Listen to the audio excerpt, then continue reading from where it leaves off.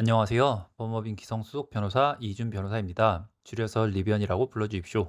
세상에는 참 속상하고 억울한 일이 많습니다. 제가 다루는 사건 중 좌절해 계신 분들에겐 희망을 드리고 일반 시청자분들에게는 피해를 입지 않도록 예방을 하셨으면 하는 마음에 저는 오늘도 내일도 변호록을 기록해 볼 예정입니다. 안녕하세요. 오늘은 기사를 같이 한번 읽어볼 예정인데요.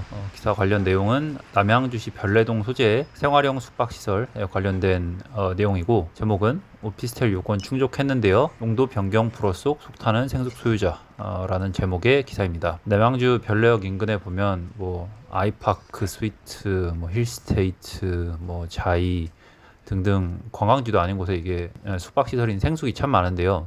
적인 성격이 불분명한 점을 이용해서 아파트처럼 들어가 살아도 된다고 홍보한 경우들이 많이 있었습니다.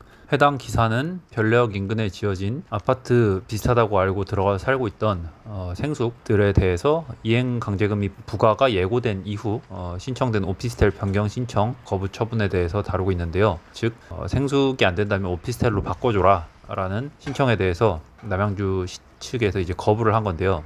어떤 근본적인 문제를 다시 이제 들어가서 보면 당시 애매했던 생숙의 법률상 용도와 이를 좀 교묘하게 이용을 해서 전월세를 받아도 되고 들어가서 살아도 된다, 이런 식으로 홍보를 했던 분양업체 말을 믿고 덜컥 계약을 하신 분들이 많아서 이제 이런 상황이 좀 발생을 하고 있는 것 같습니다. 이렇게 알고 계약을 했는데 2021년 실거주시 이행강제금이라는 게 부과가 될 거라고, 즉 집값의 10% 정도에 해당하는 벌금 같은 것이 매년 부과가 될 것이라고 법이 개정이 될 것이라는 얘기를 들으면서 이것을 이제 피하기 위해서 오피스텔로 용도 변경을 하려고 하는데, 이게 접수 시기가 늦었다고 지구 단위 변경이 불허가 된 겁니다. 그래서 많은 분들이 이제 이 부분에 대해서 되게 분노를 느끼는 이유가 있는데, 이게 별내역 인근 생숙이 건설된 부지가 애초에 이제 메가볼시티라고 큰 쇼핑몰이 들어오려고 하는 곳이었는데, 해당 사업을 추진을 하던 기업이 부도가 나고, 그래서 쇼핑몰 사업은 무산이 되고, 하지만 그 부지 자체는 상업지역으로